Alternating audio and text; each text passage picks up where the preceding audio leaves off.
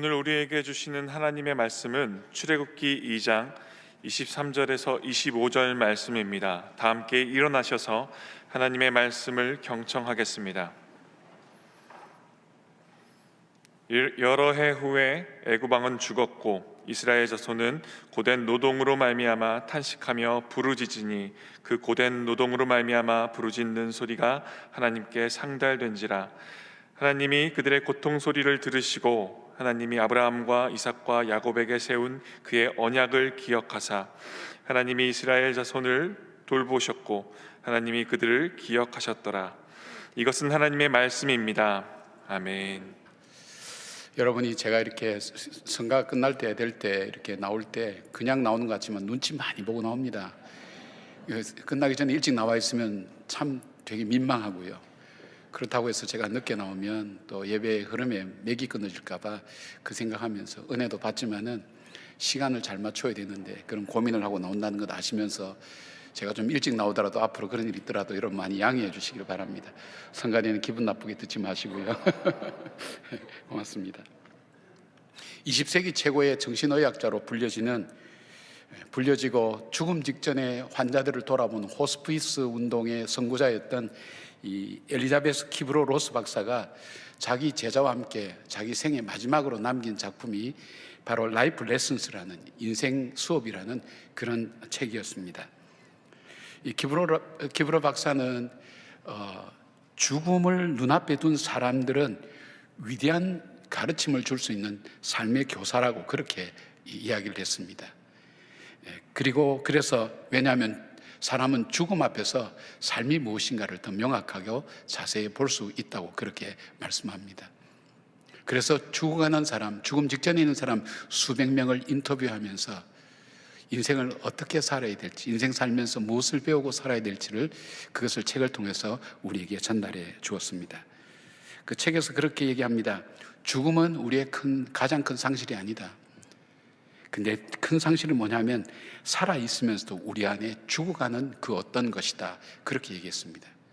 그래서 오늘을 살아갈 때도 살아있는 것처럼 살아가라. 그리고 그분이 이야기했던 것이 많은 사람과 만나면서 살고 사랑하고 웃으며 배우는 것, 살며 사랑하고 웃으며 배우는 것, 그것이 우리 삶에 있어서 가장 중요한 모습이라고 그렇게 이야기를 합니다. 우리를 창조하시고 우리의 삶을 인도하시는 하나님은 우리에게 무엇을 가르치기를 원하실까요? 우리를 위해 자기 아들을 주시기까지 사랑하시는 하나님께서 우리가 인생을 통해서 무엇을 배우고 어떻게 살기를 원하실까요?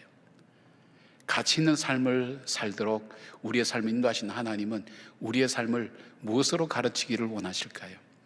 어쩌면 그것이 저와 여러분이 오늘 살아가는 삶의 모습이 아닐까 하는 생각을 해봅니다. 오늘 하나님은 모세와 이스라엘 백성을 통해서 우리가 이 땅을 살면서 무엇을 배워야 될 것인가, 그것을 위해서 하나님은 우리를 어떤 삶의 과목을 가지고 가르치시는지 함께 나누어 보려고 합니다. 첫 번째, 하나님은 우리에게 실패를 경험하게 합니다. 나 자신에 대한 실패를 경험하게 하십니다. 실패는 고통이죠. 좌절입니다. 실패는 앞으로 나가지 못하게 만듭니다. 아니, 어떤 경우에는 실패를 통해서 원점으로 되돌아가는 것도 있고 이전보다 더 어려운 상황에 처하기도 합니다. 그래서 실패를 좋아하거나 실패를 선택하는 사람도 없고 실패하기를 원하는 사람도 없습니다. 그럼에도 불구하고 우리 하나님은 우리를 실패 가운데 내던지십니다. 출애굽기 2장 11절 이하를 보면 우리는 모세의 실패를 보게 됩니다. 11절에 보니까 모세가 장성한 후에 한 번은 자기 형제들에게 나가서 그들이 고되게 노동한 것을 보더니라는 말씀으로 시작합니다. 이런 모세의 생각과 이런 행동을 히브리서 11장 24절부터 26절까지는 이렇게 설명해 주고 있습니다. 믿음으로 모세는 장성하여 바로의 공주의 아들이라 칭함받기를 거절하고 도리어 하나님의 백성과 함께 고난받기를 잠시 죄악의 낙을 누리는 것보다 더 좋아하고 그렇게 되어 있습니다. 모세가 이스라엘 백성 앞에 나가기까지 그가 마음과 삶이 어떤 모습이었느냐, 이 성경은 히브리서는 믿음으로 그렇게 표현합니다. 모세의 믿음이었습니다. 그 믿음으로 모세는 거절할 걸 거절하고 선택할 걸 선택해야만이 그 앞에 나갈 수가 있었습니다. 그는 무엇보다도 바로의 공주의 아들이라 칭함받는 것을 거절하였다고 말씀합니다. 이 거절은 단순히 작은 것이거나 그냥 포기가 아닌 것입니다. 자기 자신에게 펼쳐질 애굽에서의 명예와 부와 권세를 거절해야 되는 겁니다. 엄청난 거절이죠. 미래의 가능성을 모두 포기해야만 합니다. 왜냐하면 노예였지만 하나님의 백성과 함께하기 위해서 그 선택과 결정을 했습니다. 그 이유는 믿음이었습니다. 또한 그는 죄악의 낙을 누리는 것도 거절했습니다. 왜냐하면 이것은 일시적이라는 것을 분별했기 때문입니다. 사도행전 7장 22절에 보니까 모세가 애굽 사람의 모든 지혜를 배워 그의 말과 하는 일에 능하더라고 말씀하고 있습니다. 모세는 나이 40에 당시 고대 근동 지방의 중심지였던 이 애굽의 학문과 지식을 다 배웠다고 얘기할 정도면 그의 지혜가 얼마나 뛰어난지, 그가 얼마나 판단력과 분석력이 뛰어나고 리더십이 강한 사람인지. 그런데 그가 믿음으로 현실적인 것을 택하지 않고 이스라엘 백성들과 함께 고난당하는 것을 선택하면서 나갔던 길이 바로 그 길이었습니다. 참 모세가 이스라엘 백성을 선택했을 때는 얼마나 믿음이 대단한가 하는 것을 우리가 느낄 수 있습니다. 그런데 결국은 실패했습니다. 거대한 스펙과 믿음의 결단이 자기가 가진 능력으로는 기껏 할 수 있었던 것이 애굽 사람 한 명 때려 죽이는 것밖에는 못했습니다. 그것으로 인해서 그는 도망하여서 미대한 광야 생활로 들어가는 실패의 삶의 연속이 이루어지게 된 것을 보게 됩니다. 결국 이스라엘 백성을 돕지 못하고 어려움에 처하게 되었습니다. 큰 결단과 놀라운 믿음으로 결정한 일이 왜 실패했을까요? 하나님께서는 왜 모세에게 실패를 경험하게 하셨을까요? 결론적으로 말씀드리면 하나님은 모세의 의를 깨뜨리시기를 원하셨습니다. 모세가 가진 의는 사람을 죽이는 것밖에는 하지 못했습니다. 모세가 가진 의라는 걸 뭘까요? 우리가 흔히 얘기하면 자기 기준, 인생 기준이라고 볼 수도 있겠고, 능력도 될 수 있겠고, 자랑도 될 수 있겠고, 성공도 될 수 있겠고, 칭찬도 될 수 있고, 하여튼 그 사람을 구성하고 있는 그 사람 속에 있는 어떤 프라이드라 그럽니까? 그 사람이 가지고 있는 어떤 인생 기준 얘기하면 그렇게 될 수 있을 겁니다. 자기가 생각하는 모든 지적인 것, 소유 다 합쳐서 자기가 인생을 생각하는 이 모든 자기의 옳다고 생각하는 부분들을 주님은 깨뜨리기를 원하셨습니다. 왜냐하면 이 의야말로 하나님께 불순종하는 데 가장 중요한 요소가 되기 때문입니다. 이스라엘을 구원하기 위해서는 자기 자신의 힘과 능력으로는 안 된다는 것을 깨달아야만 했습니다. 하나님을 의지하지 않고는 이 일을 할 수가 없었습니다. 그러니까 믿음으로 결단했지만 하나님을 의지하지 않고는 인간의 의와 인간의 지혜와 인간의 지식 가지고는 이 일을 할 수 없다는 것을 그가 처절하리만큼 완전히 그걸 포기하기 전까지는 하나님은 그를 사용하실 수가 없었습니다. 실패의 자리로 던지게 됩니다. 그래서 하나님만을 의지하게 만듭니다. 육에 속한 인간의 한계를 주님은 철저하게 모세로 하여금 경험하게 만드는 것입니다. 일에 대한 실패가 아니었습니다. 자신에 대한 실패였습니다. 사건이 조금 더 지나고 나면 모세가 홍해 앞에서의 상황과 사람들의 외침 속에서 패배와 절망의 죽음을 예상할 수 있었지만 그는 이렇게 외칩니다. 뒤에는 애굽의 군대가 죽이려고 다가오고 앞에는 홍해가 가로막혀 있을 때에 사람들이 전부 다 정말 아비규환하면서 우리가 홍해로 돌아가자, 애굽으로 돌아가자, 우리를 여기서 죽게 만드냐, 그들이 정말 정신을 못 차릴 정도로 힘들게 할 때에도 모세는 이렇게 얘기합니다. 출애굽기 14장 13절 모세가 백성에게 이르되 너희는 두려워하지 말고 가만히 있어서 여호와께서 오늘 너희를 위하여 행하신 구원을 보라. 너희가 오늘 본 애굽 사람을 영원히 다시 보지 아니하리라. 이런 선포를 어떻게 할 수 있었을까요? 모세 자신을 봤기 때문에 그럴까요? 자신에게서는 자기가 아무리 애굽의 왕이 되는 리더십 훈련을 받고 학문에 통달해도 이 상황을 벗어날 수는 없었을 겁니다. 환경일까요? 환경은 홍해가 가로막혀 있습니다. 인간의 힘으로는 열어갈 수가 없습니다. 애국 군대입니까? 오다가 그들이 뭔가 문제가 생겼습니까? 아니면 자기와 함께한 이스라엘 백성이 능히 이 어려움을 극복할 수 있다고 생각했습니까? 아무것도 그에게는 희망이라는 것은 조금도 찾아볼 수 없었습니다. 그런데 이 선포를 할 수 있었던 이유가 뭘까요? 그는 실패를 통해서 자신을 의지하지 않고 환경을 의지하지 않고 하나님을 의지했고 그 하나님이 행하시는 일, 그 일 앞에 이스라엘 백성들이 어떻게 응답하고 반응해야 될지에 대해서 그는 이스라엘 백성들에게 이야기합니다. 가만히 있어서 하나님께서 어떻게 하신지 우리가 함께 보자. 두려워하지 말라. 누가 감히 우리가 당하는 어려움 앞에서 두려워하지 말라고 얘기할 사람이 누가 있겠습니까? 여러분의 문제 앞에 이 세상에서 가장 큰 문제는 자기 문제인데, 자기 문제 때문에 두려워하고 무서워하는 사람에게 누가 감히 나타나서 두려워하지 마라, 염려하지 마라, 그렇게 얘기한다고 그게 될까요? 그렇게 얘기할 수 있는 사람은 어떤 사람일까요? 자기의 삶을 통해서 인간의 힘으로는 할 수 있는 것이 아무것도 없다는 것, 좀 과장해서 아무것도 할 수 없다는 것, 위로 하나님께서 주시지 아니하면 이 모든 것이 가능할 수 없다고 믿는 그 믿음이 있을 때 우리는 이런 선포를 할 수가 있는 것입니다. 모세는 실패 후에 그 깨달음을 통해서 알게 된 믿음이었습니다. 마찬가지입니다. 구원이 하나님께 있지 않음을 알았던 모세는 오늘 이 상황 속에서도 하나님께서 구원의 길을 열어가신다는 확신과 믿음을 가지고 선포할 수 있는 겁니다. 오늘 우리의 구원도 우리의 힘과 우리의 의지로 되어지지 않았습니다. 우리의 의로 우리는 구원받지 않았습니다. 우리는 내가 다른 사람들보다 좀 판단력이 정확하고 좀 이타적이기도 하고 사람들의 존경과 사랑도 받고 지혜도 있고 지식도 있고 그리고 나름대로 성공한 사람이라고 생각할 수 있지만 성경은 우리의 본질을 향해서 말합니다. 너희는 본질상 진노의 자녀라고. 허물과 죄로 이미 죽었다. 쉽게 말하면 50보 100보라는 거예요. 사람에게서는 별 차이가 없다는 거예요. 조금 괜찮아 보여도 그 본질은 죽음이라는 겁니다. 본질은 죄인이라는 것입니다. 그것이 성경이 보는 저와 여러분의 모습입니다. 우리에게는 구원이 없었습니다. 우리에게는 소망이 없었습니다. 우리에게는 새롭게 되는 것들이 없었습니다. 이 모든 것이 예수 그리스도로 말미암아 은혜 인해서 이루어지는 하나님 역사임을 주님은 우리에게 말씀하고 있는 것입니다. 비극은 뭡니까? 비극은 실패를 통해서 이 교훈을 배우지 못하는 것이 비극입니다. 내가 믿음으로 행했는데, 내가 정말 양심적으로 행했는데, 내가 바로 행했는데 그래도 불구하고 내 삶이 되어지지 않을 때 여러분 그 실패의 파편에 앉아서 좌절하고 절망하고 원망할 것이 아니라 주의 음성을 듣기 위해서 귀를 기울이셔야 됩니다. 귀를 여셔야 됩니다. 하나님께서 내게 원하시는 것이 무엇일까? 저는 자주 하나님께 그런 질문 던집니다. 하나님, 저에게 원하시는 것이 뭐예요? 제가 어떻게 했으면 좋겠어요? 하는 질문을 요즘 자주 던집니다.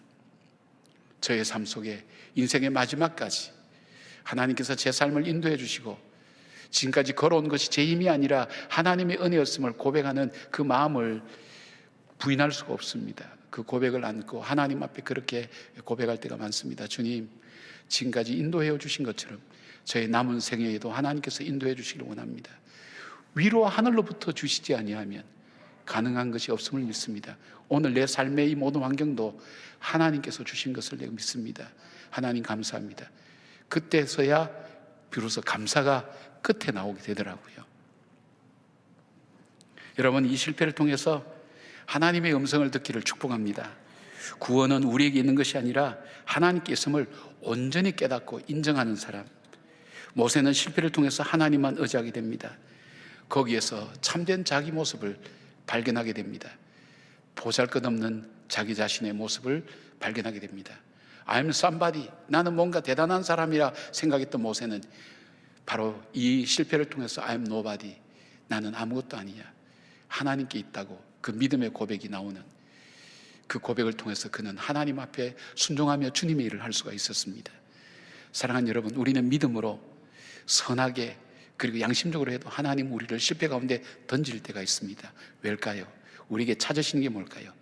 내가 생각한 의, 내가 옳다고 여기는 이것이 내려놓아지고 하나님 이것마저도 하나님께서 주시지 않으면 할 수 없습니다는 그 고백의 그 하나님을 향한 마음들이 중심이 들여지기 전까지 하나님 우리에게 그 어려움 속에 두신다는 것을 기억하시고, 여러분 실패 가운데 좌절하지 않고 오히려 주님의 음성을 듣고 실패를 통해서 모세처럼 고난의 현장 가운데 절망의 현장 가운데 우뚝 서서 두려워하지 말라고, 하나님이 어떻게 행하시니 보자고 외칠 수 있고 사람들에게 권면하고 권고할 수 있는 믿음의 장부가 되시기를 주님의 이름으로 축복합니다.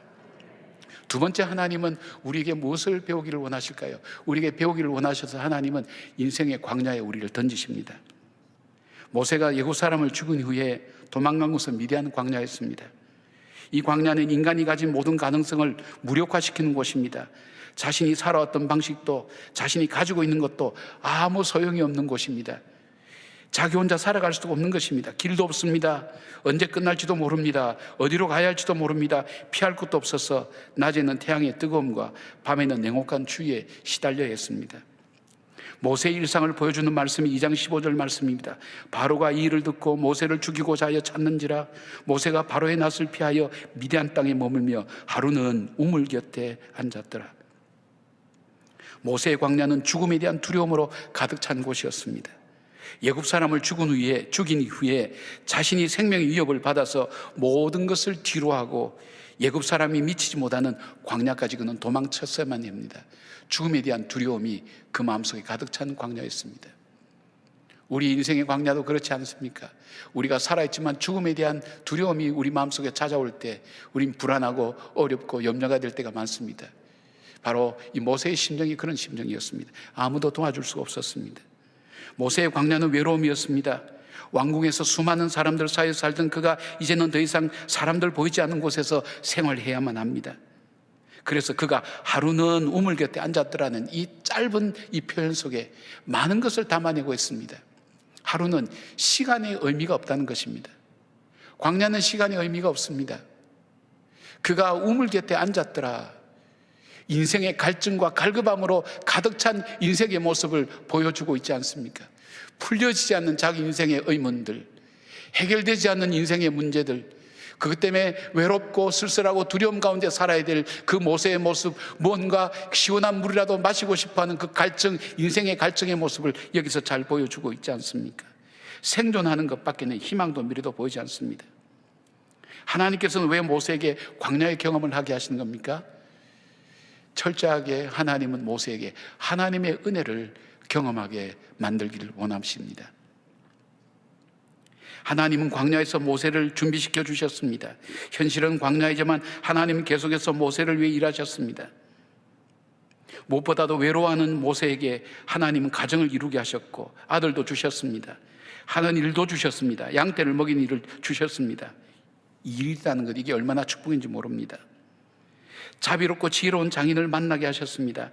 장인의 친절한 배려가 지쳐있고 외로워하는 모세의 마음을 적셨습니다. 그래서 그 집에 머물면서 그 집의 딸과 결혼하게 되어서 가정을 이루게 된 계기가 되었습니다. 모세에게는 헛된 시간처럼 보여지고 무기력하고 의미 없는 광야였지만 하나님은 모세를 준비시켜주는 기간이었습니다. 양떼를 치면서 수많은 백성을 어떻게 인도해야 될지에 대한 법도 양떼를 치면서 배우게 됩니다. 왜냐하면 그는 왕궁의 왕자로서 리더로서 잘 훈련된 사람들을 인도해가는, 조직적으로 인도해가는 그것이 아니었습니다. 이 사람들은 노예로 살던 양떼와 마찬가지로 어디로 가야 될지 알지 못하는 그들, 쉽게 말하면 양떼와 같이 짐승과 같은 이들을 어떻게 인도할 줄 아는가. 이 훈련은 바로 이 광야의 양떼를 인도하는 것 통해서 훈련되어지지 않으면 결코 훈련될 수 없는 부분이었습니다. 광야의 길과 특성을 익히게 만들었습니다. 광야의 지리도 익히게 만듭니다.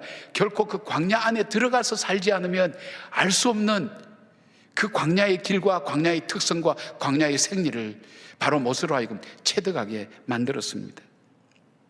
이스라엘 백성을 인도해 가는데 필요한 지혜를 갖추어 가게 만들었습니다. 나중에 모세가 많은 백성을 인도할 때 그 많은 숫자를 어떻게 인도해 갈까 걱정할 때 그 장인 이드로를 통해서 나타나서 바로 천부장, 바로 100부장, 50부장, 10부장의 제도를 배워서 조직적으로 이 관리하는 법도 이 장인을 만났기 때문에 가능한 일이었습니다. 마치 요셉이 보디발 집에서 노예 생활하고 있었지만 가정의 살림을 맡게 되면서 애굽의 경제를 배우게 하였고, 감옥에서 죄수의 몸이었지만 정부의 실세들을 통해서 국정 전반에 대한 지혜를 배우게 하셨고, 바로왕과 신하들이 모두 요셉이 총리 대신에 되는 것을 반대하지 못할 환경을 준비했던 것과 마찬가지입니다. 누가 노예가, 누가 죄수가, 누가 팔려온 인생이 그 나라를 통치하는 총리 대신이 되는 걸 누가 원하겠습니까? 그리고 요셉이 있었던 바로 그 30까지의 그 나이는 애굽에서 관리가 되려면 30이 넘어야 된다는 그 법이 있었습니다. 그 시간까지 기다리면서 하나님은 요셉을 준비시켰습니다. 경제를 준비시켰고, 정세나 여러 가지 상황을, 국정을 담당할 수 있는 그 삶으로 준비를 시킨 것과 마찬가지입니다. 모세는 하나님께서 이스라엘 백성을 구원하기 위한 삶의 마음의 내용과 더불어서 그것을 실제적으로 할 수 있는 실제 훈련을 하나님이 광야에서 시킨 것을 보게 됩니다. 광야는 하나님의 은혜를 경험하게 만듭니다. 여러분, 광야는 내가 수고한 것 가지고 먹고 살지 못합니다. 광야에서는 이스라엘 백성이 애굽에서 출애굽할 때 갖고 온 것은 보름치밖에는 가지고 나오지 못했습니다. 그러나 그 뒤로 그들은 어떻게 살았습니까? 하나님 주시는 것으로 먹었습니다. 그는 구름 기둥과 불 기둥을 통해서 하나님의 인도함을 받았습니다. 바로 나는 인생의 광야에 있는데 사라진단 말이에요. 근데 그 사라지는 것을 가만히 한번 관찰해 보세요. 그때는 어떻습니까? 가장 힘들고 어려웠을 때, 그때는 하나님의 구름 기둥과 불 기둥을 보게 됩니다. 그때는 만나와 메추라를 먹이시는 그 하나님을 보게 됩니다. 의복이 헤어지지 않고 발이 헤어지지 부르트지 않도록 하나님께서 인도하시는 그 은혜를 경험할 수 있는 것이 어디입니까? 광야입니다. 그 광야에서 볼 수 있습니다. 이스라엘 백성이 자기의 기나긴 역사를 돌아보면서 이 광야에서의 고통스러웠던 체험을 그들이 신앙 고백으로 자주 간증하는 이유가 뭡니까? 거기에는 하나님의 은혜가 머물러 있었기 때문입니다. 여러분, 인생의 광야에 있으십니까? 아마 여기에 계신 분들이 인생의 광야를 거치지 않는 분들이 없었을 것입니다. 광야가 없었으면 여러분의 삶의 자리는 지금 이 자리가 아닙니다. 광야가 없었다면 적어도 여러분이 이 말씀을 들을 만한 귀가 열려있지 않았을 겁니다. 광야가 없었다면 안 그래도 교만한 우리 인생이 얼마나 교만했겠습니까? 우리가 지금 이 자리에 있지 않습니다.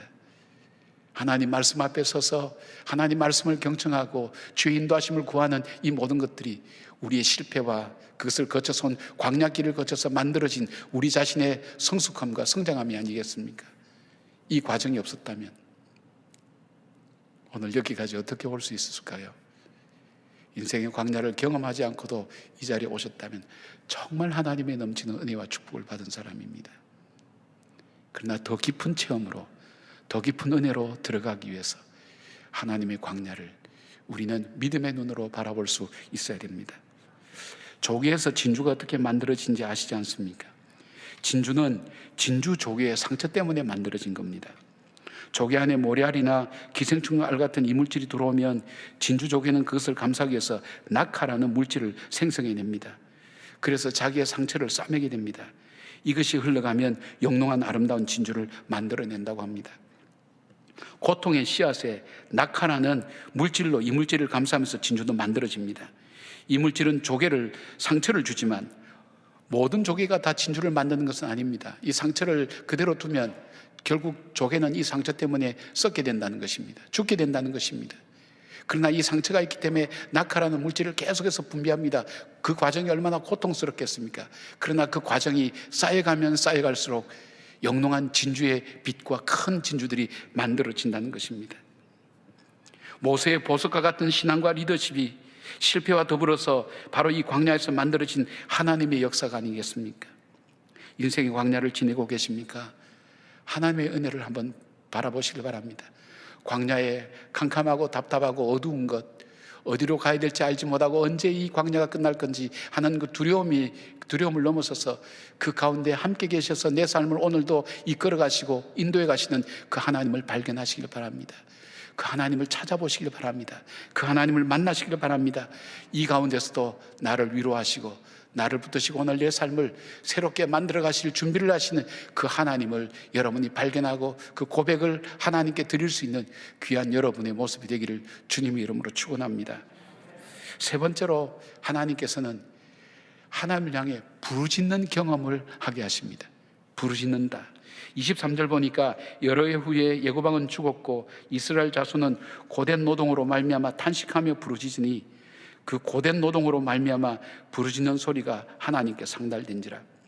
여기 부르짖다 단어의 이 히브리 원형은 자크라는 단어입니다. 자크라는 단어인데 이것은 통곡하고 부르다의 뜻으로 더 이상 고통을 견디지 못하고 큰 소리로 통곡하며 하나님을 찾는 그런 표현을 쓸 때 이 단어를 씁니다.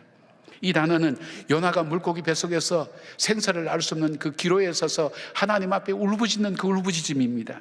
한나가 성전에서 괴로움으로 몸부림치며 술 취한 여자처럼 마음대로 자기 몸을 마음대로 하지 못하고 어떻게 주체할 수 없어서 괴로워서 몸부림치는 그 상황을 얘기할 때 말하는 것입니다.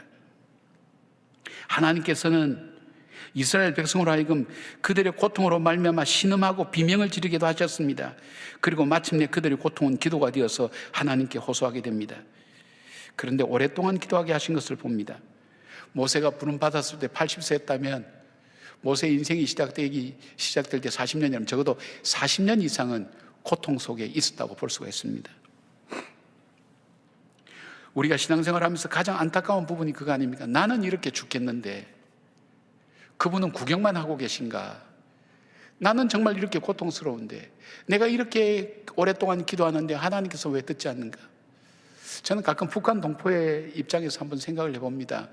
특히 신앙을 가진 분들, 있는지 없는지 잘 모르지만 들려지는 이야기로 정말 신앙을 지킨 그분들이 있을 때 그분들이 호소하고 기도하는 기도를 하나님 왜 이리 오랫동안 듣고 계시지 않는가?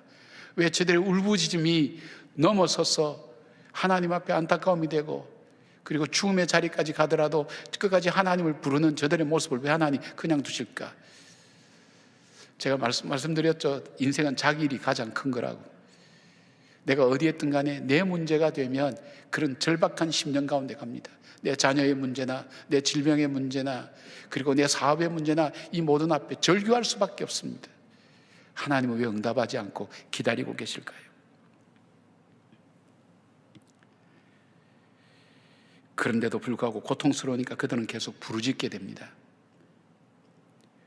그런데 하나님의 구원은 우리의 울부짖음에 의해서 이루어진다고 말씀하지 않았습니다.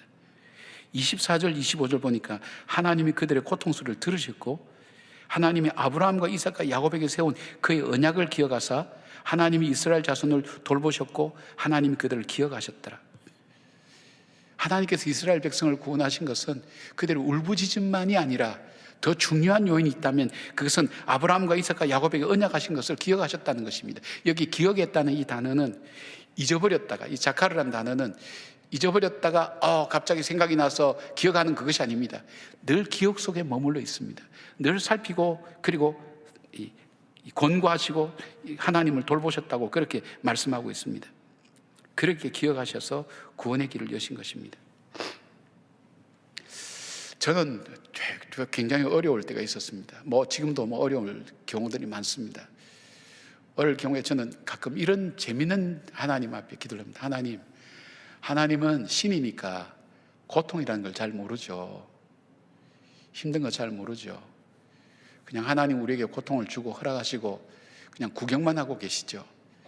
내 이 답답한 심정은 아무도 모르는데, 이 안타깝고 죽고 싶은 심정도 아무도 모르는데 하나님 그냥 듣고만 계세요.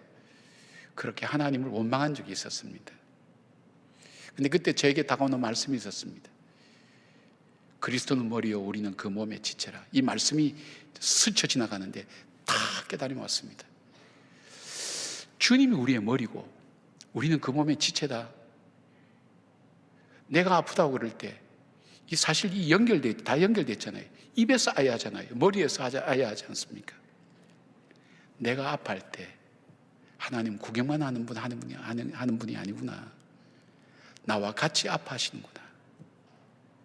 나의 아픔에 그분이 같이 함께 하시는구나.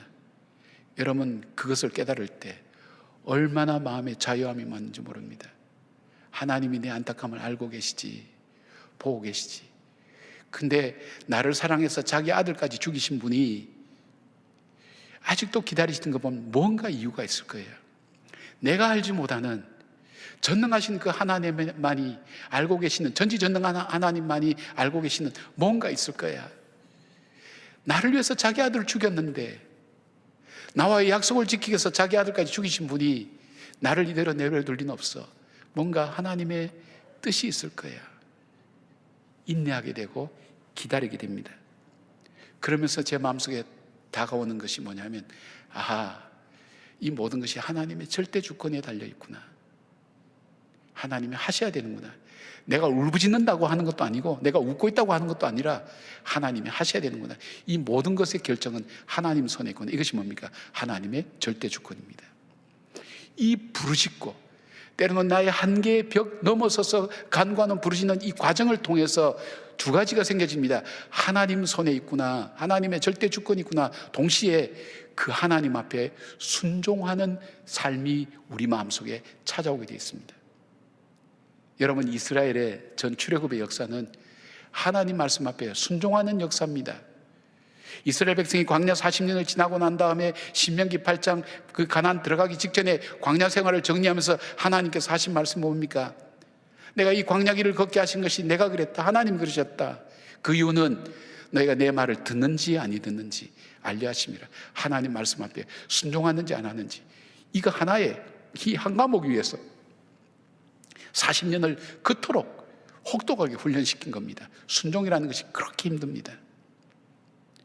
이 기도와 고난을 통해서 하나님 우리에게 순종하기를 원하십니다. 그래서 성경에 보면 하나님께서 우리의 손을 들어주시기 전에, 기도를 뭔가 응답하시기 전에 반드시 거치도록 하는 것이 기도입니다. 그것은 뭐냐면 하나님께서 하나님의 절대 주권을 갖고 있다는 것과 하나님께서 행하신다는 것을 우리에게 깨닫게 하시기를 원하시기 때문입니다. 생색내시는 것이 아닙니다. 이것을 통해서 우리가 온전히 하나님께 순종하며 하나님만을 의지하게 된다는 것입니다. 하나님만을 의지하게 만들 때 이스라엘 백성을 40년간 광야에서 한 가지 과목만 가지고 그렇게 혹독하게 훈련시켜도 그들은 가나안 땅에 들어가서 또 잊어버리지 않았습니까? 하나님의 절대 주권을 그들이 믿지 않게 되고 자신들의 힘으로 되는 것처럼 생각하지 않았습니까? 미리 이 광야에서 그걸 예견해서 알려주는데도 불구하고 그들은 잊어버리지 않았습니까? 그래서 하나님 말씀 뭡니까? 너희가 나그네였던 것을 잊지 말라. 너희가 애굽에서 종살이 했다는 것을 잊지 말라. 내가 누구였다는 것을 늘 기억하는 것. 여러분이 좋았을 때만 기억합니까? 여러분이 가장 밑바닥에 있었을 때 그때 어떻게 살았는지, 어떤 모습이었는지 잊지 말라는 것입니다. 그럴 때 우리는 하나님을 찾게 되고 하나님 말씀 앞에 순종하고 싶은 마음이 우리 마음속에 찾아오는 것입니다. 우리 마음이 얼마나 완악한지, 정말 내가 가진 거 포기하지 않고 끝까지 그 붙들고 주장하는지 알 수 없습니다. 에스겔서 36장 37절에 하나님이 이스라엘 백성을 회복시킬 때 회복시킴의 예언을 하고 난 다음에 이 말씀을 이렇게 하십니다. 주 여호와께서 이같이 말씀하셨느니라. 그래도 이스라엘 족속이 이같이 자기들에게 이루어 주기를 내게 구하여야 할지라. 그래도 내가 약속하고 준다고 했지만 그래도 나에게 구하여야 이루어 주겠다는 겁니다. 왜요? 이 기도의 과정을 왜 거치게 만들까요? 하나님의 절대 주권이고 하나님께서 행하셔야 된다는 것, 그리고 그 말씀 앞에 순종하는 순종의 훈련이 바로 우리의 삶을 통해서 이루어지게 됩니다. 만약에 이스라엘 백성들이 이 애굽에서의 고통과 아픔이 없었다면 그들이 출애굽하려고 했을까요? 아마 안 했을 겁니다. 그들이 광야의 어려움 볼 때 무슨 얘기를 합니까? 우리가 애굽으로 돌아가자고 얘기했던 이 이스라엘 백성의 성품상 그들이 편안할 때 출애굽하고 하나님의 비전과 꿈이 저기 있다, 우리 약속의 땅에 저기 있다, 쉽게 가겠습니까? 가지 않습니다. 여기서 못 견딜 만큼, 정말 절망스러울 만큼 그 좌절과 절망했을 때 그 자리를 떠나서 믿음의 자리로 가는 겁니다. 하나님의 인도하심 앞에 자신을 맡기는 것입니다. 그것이 우리 인생의 여정에서 하나님 말씀이 보여주는 능력입니다. 여러분, 우리들도 마찬가지입니다. 우리에게 기도할 제목이나 고통스러운 부르짖음이 없다면 하나님 말씀에 귀를 기울이겠습니까? 기도하지도 않지 않습니까? 기도했다가도 그것이 이루어지면 쉽게 기도는 잊어버리고 하나님 말씀에 귀를 기울이는 것도 어느새 잊어버립니다. 그래서 하나님은 어떤 경우에 우리에게 오랫동안 기도하시기도 합니다.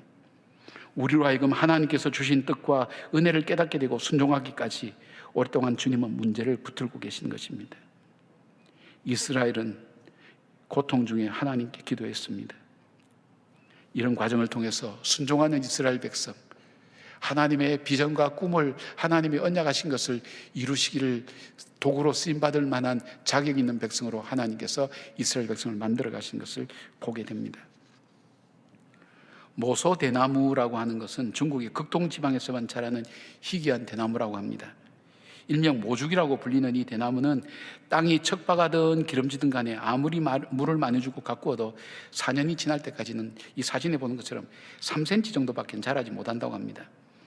그런데 5년째 되는 날부터 손가락만 하던 죽순이 주성장인 4월에 이르게 되면 하루에 무려 30cm씩 쑥쑥 자라고 폭발적으로 성장한다고 합니다. 6주 만에 이 대나무는 15m까지 자라게 된다는 것입니다. 지금 여러분이 보시는 왼쪽에 있는 그 숲을 이룬 저것이 15m 이상 자란 대나무 숲입니다. 4년까지는 아무것도 보이지 않다가 5년째 됐어요. 그래서 학자들이 연구를 했습니다. 봤더니 이 하늘로 뻗어가는 게 아니라, 나타난 게 아니라 그동안에 밑에서 뿌리가 수십 메다씩 옆으로 뻗어가고 밑으로 뻗어간다는 것입니다. 그리고 그것이 다 찬 다음 성장기가 될 때는 영양분과 수분이 거기서 공급되니까 쑥쑥 자란다는 것입니다. 하나님의 은혜 가운데 살아가는 우리의 삶도 마찬가지입니다. 눈에 보이는 것이 없다 할지라도 언제까지나 광야 생활을 계속하는 것처럼 이렇게 고달프고 지친 인생 문제와 문제 속에서 살아간다 할지라도 내 뜻과 내 마음대로 되지 않는 일로 인해서 내 마음에 지침이 있고 피곤이 온다 할지라도 그것이 거기서 끝나는 것이 아니라 그때도 주님은 일하고 계신다는 것입니다. 주님이 그때도 역사하고 계신다는 것입니다. 그것이 드러나는 날 하나님의 역사를 우리가 함께 고백할 수 있는 것을 봅니다. 사랑하는 여러분, 우리는 살면서 배워야 될 것이 얼마나 많은지 알 수 없습니다. 하나님 우리에게 배워야 될 것을 배우기 위하여, 배우지 말아야 될 것을 배우지 않도록 하기 위해서 우리를 실패 가운데 던지기도 하십니다. 인생의 광야 가운데 몰아넣기도 하십니다.